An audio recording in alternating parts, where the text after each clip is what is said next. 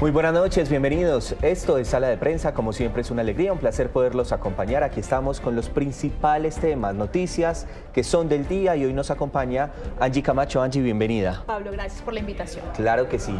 Hoy se cumplen 7 años de la firma del acuerdo de paz con las FARC. En el Teatro Colón, en Bogotá, la conmemoración estuvo enmarcada por el pronunciamiento del expresidente y Premio Nobel de Paz Juan Manuel Santos, quien se refirió a lo bueno y lo malo en la implementación del acuerdo. Además, el presidente Petro, quien estaba invitado a este acto, no asistió.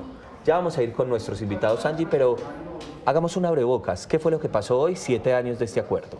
7 años de uno de los acuerdos más importantes, sin duda, y hay que decirlo porque no, en el mundo, Pablo. O sea, 7 años desde que 13.000 excombatientes dejan las armas y hay otro panorama distinto para Colombia. Pero estamos a mitad de camino, porque recordemos que son 7 años de una implementación que dura al menos, digamos que está proyectada por lo menos a 15 años. Lo primero que hay que decir es que en el evento de hoy se destacó precisamente eso, el hecho de que hace 7 años el expresidente Juan Manuel Santos, el máximo comandante de las FARC, se hayan sentado, hayan pactado la dejación de las armas y pues digamos que hoy de alguna manera el balance es agridulce, un poco así lo califican los expertos. Precisamente uno de los que trabajó en este acuerdo, el senador Humberto de la Calle, ha dicho: no se nos puede olvidar que esto fue lo más importante, que Colombia no se equivocó, pero evidentemente ha sido una implementación mediocre. Entonces, pues, aspectos muy positivos, digamos, eso, que se haya dejado las armas, pero hay muchas cosas todavía que hay por hacer, Pablo. Pues por mejorar, entonces, empecemos con los invitados y ya vamos a revisar el pronunciamiento del expresidente Juan Manuel Santos. Ariel Ávila, congresista, senador y además analista, bienvenido esta noche. Angie, Pablo, ¿cómo están? Buenas noches y también un saludo a Laura, muy amable por la invitación. Claro que sí, Laura Bonilla, subdirectora de la Fundación Paz y Reconciliación, gracias por estar con nosotros. Pablo y Angie, ¿cómo están? Me alegra mucho estar con ustedes y por supuesto siempre es un gusto ver a Ariel. Ya vamos, entonces ya le doy la palabra a Angie para que vamos como intercambiando esas preguntas, pero Ariel, yo quisiera entonces su primera mirada, 7 años de estos acuerdos, ¿qué le dejan? Mire, Pablo, yo creo que este balance uno lo puede hacer en varios sentidos. Lo primero, en temas de reducción de violencia, reducción de la presencia de organizaciones criminales, de grupos armados ilegales a nivel municipal. Yo creo que el proceso de paz es un éxito. Hace 25 años, 30 años, 900 municipios estaban afectados por el conflicto. Hoy estamos alrededor de los 200. Hace 25 años había 3.000 secuestros al año, 3.000. Hoy estamos sobre los 200. Ojalá fueran 0, pero estamos sobre los 200. En el 2006 hubo más de 1.200 personas que le quitaron una pierna, un testículo, un brazo por una mina antipersonal. Esa cifra hoy está en cerca de 150 a 200. Es decir, todos los indicadores de violencia, los indicadores de presencia territorial se han disminuido. Que hay unas disidencias esperables, ojalá no fuera así, pero esperables, y que esto se ha ido agravando, también es cierto, pero hoy es un país mucho mejor que hace 20 años. Segundo balance, en materia de democratización, que era lo que buscaba este proceso de paz, también esto ha sido un éxito. Pues la izquierda por primera vez ganó, más allá si uno está de acuerdo o no, si gobiernan bien o gobiernan mal, esa es otra discusión. Lo cierto es que hay un espíritu democrático, muchos líderes y lideresas sociales se lanzaron a los consejos, a las asambleas, a las alcaldías y ganaron. Y tercer balance, en los temas de la superación de las causas estructurales del conflicto o lo que llamamos implementación, ahí el balance es muy malo, pero muy malo. El gobierno Santos hizo toda la planeación, pero su último año en materia de implementación fue muy complicada. El gobierno Duque se dedicó a sabotear la paz, a intentar revivir las FARC y no implementó nada. Y el gobierno Petro es mucho discurso, pero poca acción. Ahí no ha habido implementación. Y en esto es muy claro lo que ha pasado con el caso del gobierno de Gustavo Petro. Según el Instituto Kroc, Laura, a nivel general, el 31% de las disposiciones más o menos se encuentran completas, un 20% en un estado intermedio, un 37% en estado mínimo y un 13% aún no arranca esa implementación. ¿Qué debe hacer el presidente Gustavo Petro? ¿Por dónde meter el acelerador? Pues mira, lo primero que tiene que hacer es ordenar la casa. digamos, la implementación en este momento carece de articulación. Al punto en que más se está avanzando, y en eso sí hay que reconocer a este gobierno, es en la reforma rural, que es donde la mayoría de puntos se ubican. Ahora, lo que el Instituto Kroc señala como el mayor avance en implementación es un avance normativo y jurídico de diseño institucional para poder implementar, para que los televidentes nos entiendan. Es como la estructura para construir la casa. Sin embargo, faltan los ladrillos, falta absolutamente todo, falta montar la tubería y yo creo que este gobierno tiene que tomar decisiones mucho más rápidas. Entonces sé que, por ejemplo, se van a actualizar los PATR, que es el instrumento de implementación de los PDET, pero ese retraso de por lo menos 4 o 5 años en la implementación donde no se hizo prácticamente nada significativo, pues nos está costando muy caro. Incluso en muchos lugares ese retraso de esos 4 años del gobierno Duque pues termina siendo el responsable de la emergencia de otras violencias. Lo Bueno, ahí segundo, está. espérate, Sí, pero quiero poner otro punto. Lo segundo es que sí tienen que existir las condiciones de seguridad, porque tienes razón, Ariel, en términos, el conflicto ha mejorado en el número de municipios afectados seriamente por el conflicto armado, entonces es un poco más pequeño. Sin embargo, en este momento hay muchas dificultades para avanzar en las zonas donde se necesita y donde están los, digamos, donde se hicieron los programas de desarrollo con enfoque territorial. Entonces ahí es donde está el reto, porque no son zonas que estén libres de violencia, son zonas donde hay control territorial o del ELN o de las disidencias de las FARC y sobre todo recientemente nos preocupa muchísimo la expansión que estamos viendo de las autodefensas gaitanistas de Colombia ya hacia zonas donde no estaban o no tenían control. sí, sobre esas preocupaciones, pero además sobre críticas, estuvo el expresidente Juan Manuel Santos. Allí, ¿qué manifestó? Así es, Pablo, y un poco recogiendo lo que dice Laura y lo que dice Ariel, digamos, una de las críticas que hacen los arquitectos o los artífices de lo que fue este acuerdo de paz precisamente tiene que ver con ese estatus político que hoy le estaría dando el gobierno del presidente Petro a las disidencias. Entonces, por un lado se dice, fueron 13.000 hombres que entregaron las armas, 3.000 que hoy hacen parte más, 3.500 que hacen parte del Estado Mayor Central de las FARC. Digamos, eso no es comparable, es decir, ellos no son las FARC, son un Estado central. Y el expresidente dice que es un error darle el nombre. Y precisamente esa fue una de las críticas que hizo hoy el expresidente Juan Manuel Santos. Escuchemos. De las llamadas disidencias que están ejerciendo violencia en los territorios y contra los firmantes de paz. Y aquí tengo que hacer un reparo serio. Yo creo que el peor error estratégico, bienvenido doctor Leiva, el peor error estratégico que ha cometido este gobierno fue darle patente de corso a la intención de las llamadas disidencias de presentarse como las FARC-EP, y no solamente como las FARC-EP, sino como el Estado Mayor de las FARC-EP. Porque el acuerdo que hoy estamos celebrando, hace 7 años, ese acuerdo lo firmamos los firmantes de paz, Rodrigo Londoño, este servidor, y por cuenta del Estado, para que las FARC dejaran de existir como grupo armado, y dejaron de existir. Entonces nadie entiende cómo nuevamente aparece las FARC-EP y el gobierno les da patente de corso. Laura, y aquí voy con usted. ¿Es un error estratégico del gobierno, del comisionado de paz, darles este estatus político a este grupo?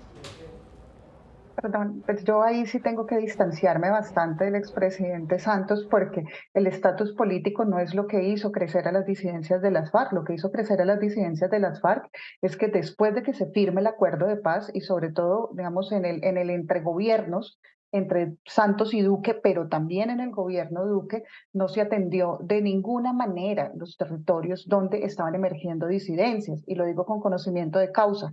Desde el mismo 2016 empezamos a advertir que se estaban generando grupos disidentes que no se atendieron.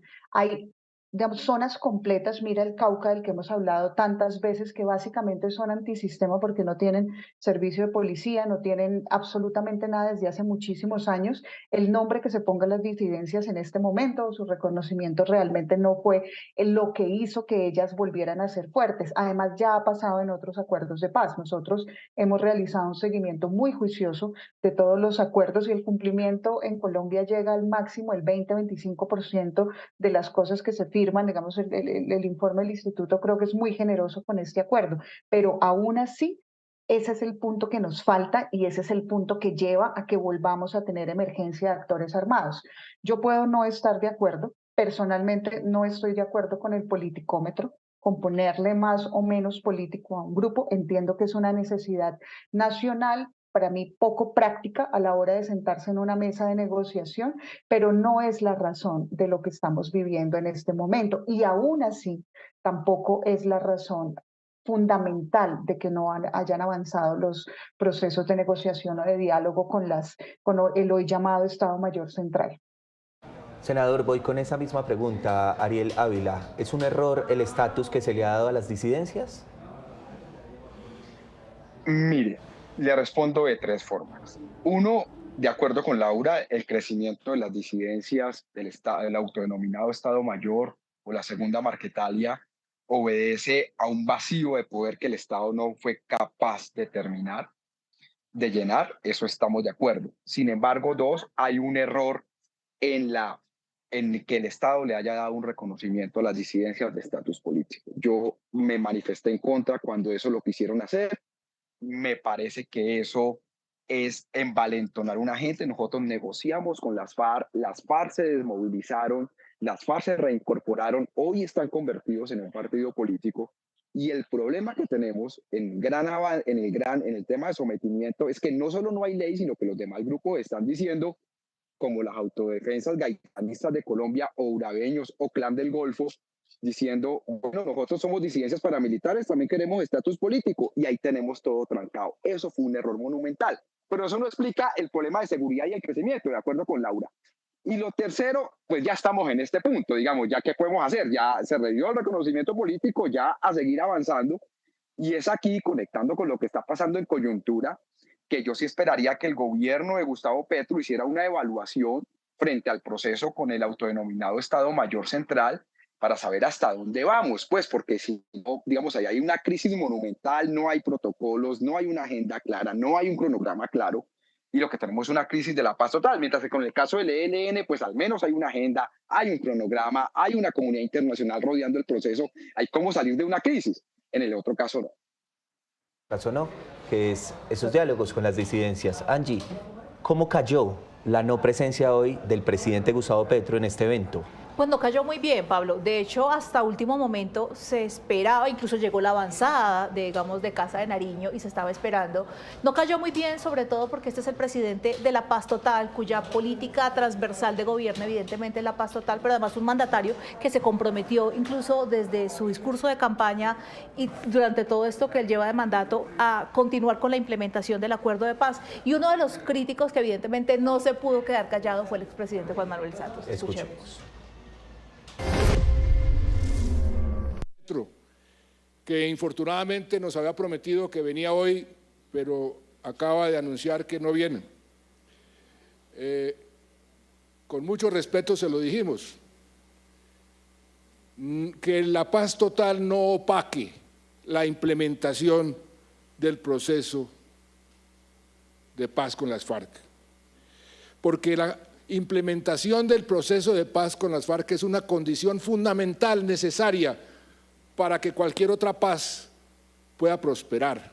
Si no se implementa el acuerdo que firmamos con las FARC, cualquier otro intento de paz nace muerto.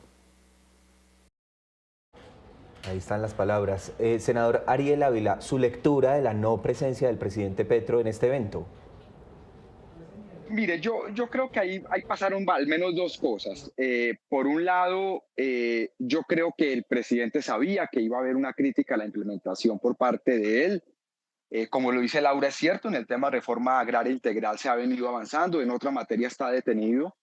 y él yo creo que quiso evitar una confrontación, además cuando el proceso de paz total está en crisis. Entonces yo, digamos, creo que él ahí prefirió evitar una confrontación con digamos, no solo con un expresidente, sino con un premio Nobel de Paz. Pero lo segundo que yo creo que hay de fondo es que el gobierno tiene todavía que ordenar, como lo dijo Laura, ordenar y ajustar quiénes son las personas que se van a encargar de la implementación de los acuerdos, los PAR, de los PDEPs, que bueno, los PAR son la implementación del tema obviamente político, y eso tiene que encargarse. A ese momento hay muchas cosas que están acéfalas en el gobierno, no hay quien se encargue, esperemos que OTI. Y mientras eso no se dé, pues va a ser muy difícil entablar una conversación pues con el expresidente Santos o con Rodrigo Londoño, pues porque no hay funcionarios que estén en eso. Yo creo que aquí lo que hizo el presidente fue evitar una discusión más que se le suman a las 3 o 4 que hay en este momento, entonces era evitar un poco esa confrontación.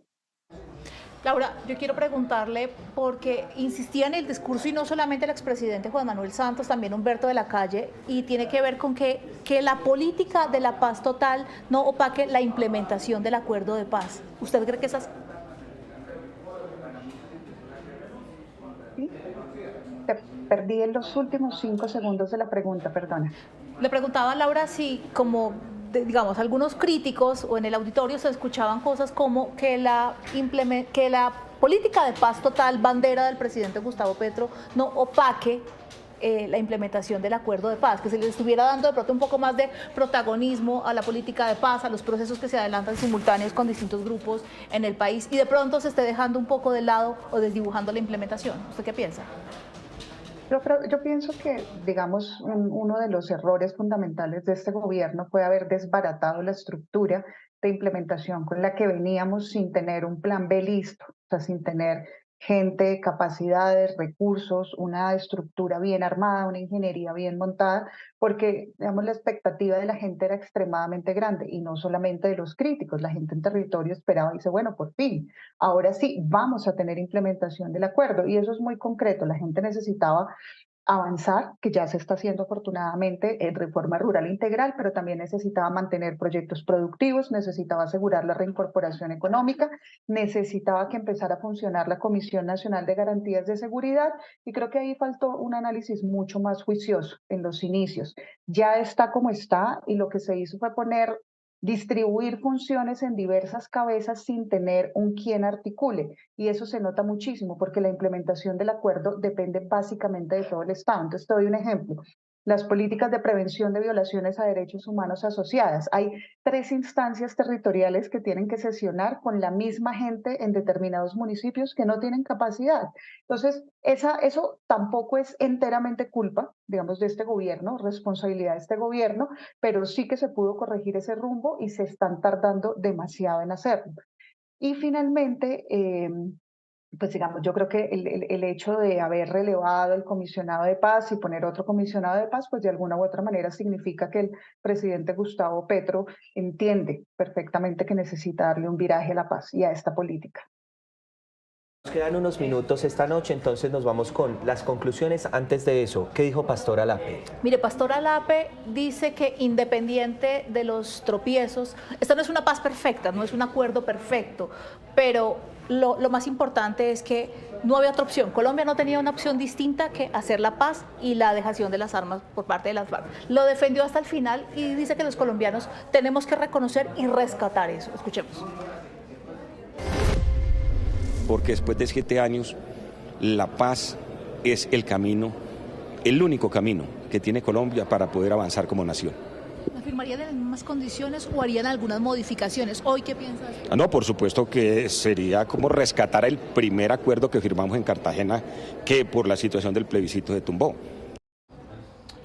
Nos vamos con las conclusiones esta noche y voy a iniciar con Angie. Angie, usted como periodista que cubre paz y sobre todo con el futuro de lo que viene, de lo que mencionaban nuestros expertos, no sé, en los diálogos con las disidencias, lo que está pasando con la paz total del gobierno de Gustavo Petro, pero también las críticas que hoy hubo ¿Qué opina? ¿Cómo va el país en términos de eso? Pues Pablo, mire, lo que yo opino es que si queremos de verdad sacar adelante los procesos simultáneos del gobierno, tanto de negociación como de sometimiento, evidentemente el presidente Petro tiene que sacar adelante la implementación de manera juiciosa, es un ejemplo, es lo que de alguna manera se espera para que el resto de procesos, si llegan a una etapa, digamos que exitosa, avancen. Entonces creo que el presidente, como lo prometió en campaña, le debe poner el acelerador, asegurar los recursos y sobre todo cuidar la vida de los excombatientes y cuidar los proyectos productivos y sobre todo no salirse de esa ruta de cuidar los municipios priorizados a través de los PEDER. Cuidar la vida de los excombatientes. No sé si Laura más adelante les voy a pedir a ustedes dos las conclusiones, pero si tiene esa cifra de los excombatientes que han sido asesinados en el país. Ariel, sus conclusiones esta noche, por favor. Pablo, mire, yo le diría estas dos conclusiones de fondo. Yo creo que este país mejoró muchísimo en materia política, de seguridad, en materia social, con la firma del acuerdo de paz. Estamos en medio de un debate entre la izquierda, la derecha, entre los propalos, no, lo que quieren guerra, pero al final este país es mucho mejor y tal vez en algunos años, unas décadas, esto va a ser como si el siglo XX se hubiese terminado en el año 2016. Va a partir este país y vamos a mejorar. Entonces yo creo que los beneficios son muy grandes. Y lo segundo, yo le digo al gobierno de Gustavo Petro, tienen que tener una cabeza para la implementación de los acuerdos en materia territorial. Esos acuerdos, más allá de la desmovilización de las FARC o su reincorporación, permiten superar las causas estructurales del conflicto, de que cada 10 años estemos en un nuevo ciclo de violencia, o cada 30 o cada 40, y hay que implementarlo. Entonces, llamarle la atención al gobierno. La Paz Total es un gran proyecto, en el Senado mucho lo hemos apoyado, pero necesitamos implementar esos acuerdos. También Laura Bonilla, subdirectora entonces de Paz y Reconciliación, conclusiones. Mira, hoy como hace 30 años la paz es el único camino. No nos llamemos a mentiras. O sea, si no avanzamos en esto, no vamos a continuar. Entonces, digamos que el camino venía muy bien, veníamos muy bien en cifras. Estos años entre el 2018 y el 2022 sí que fueron un gran bache, pero estamos todavía muy a tiempo de recuperar el buen sendero y eso implica la implementación efectiva. ¿Qué se necesita para esa implementación efectiva? Y esto es un mensaje muy directamente a la estructura de paz del gobierno. Se necesita descentralizar. El gobierno Duque cometió un gran error, o sea, claro que se necesita una cabeza, pero se necesita capacidad, gente, recursos muchísimo ubicados territorialmente, como decía Ariel, que puedan realmente darle sentido. De nada nos sirve sacar decretos, darles más responsabilidades a los alcaldes, si no hay cómo ejecutar, si no hay cómo implementar, si no hay cómo transformar. Creo que ya tenemos una cantidad importantísima de instrumentos y el presupuesto más grande que ha podido tener La Paz en años, que se puede enfocar muy eficientemente y va a ver cómo avanzar en la implementación del acuerdo va a mejorar las condiciones para una futura negociación. Ha sido una noche supremamente interesante con los argumentos de ustedes tres. Angie, muchas gracias. Ariel, muchas gracias por estos minutos con Caracol Ahora y con Sala de Prensa. Angie, Pablo, Laura, muy buenas noches. Laura, un abrazo muy grande también, gracias por estar con nosotros. Bueno, un abrazo para ti, para Angie, para Ariel, para todas y para todos los televidentes también. Muchas gracias. Y Angie también entonces la vi muy activa hoy en ese evento allá en el Teatro Colón, pero también vienen muchas noticias que tienen que ver con la paz, con lo que está pasando, así que ahí nos veremos. Ahí nos veremos porque la paz es noticia, la paz es importante y si le va bien al presidente, le va bien al país y necesitamos realmente de verdad que se descentraben estos procesos y de verdad Colombia pueda recuperar la tranquilidad, Pablo. Muchísimas gracias, entonces una feliz noche para todos ustedes. Esto es Sala de Prensa, soy Pablo Arango Robledo. Continúen con nuestra programación.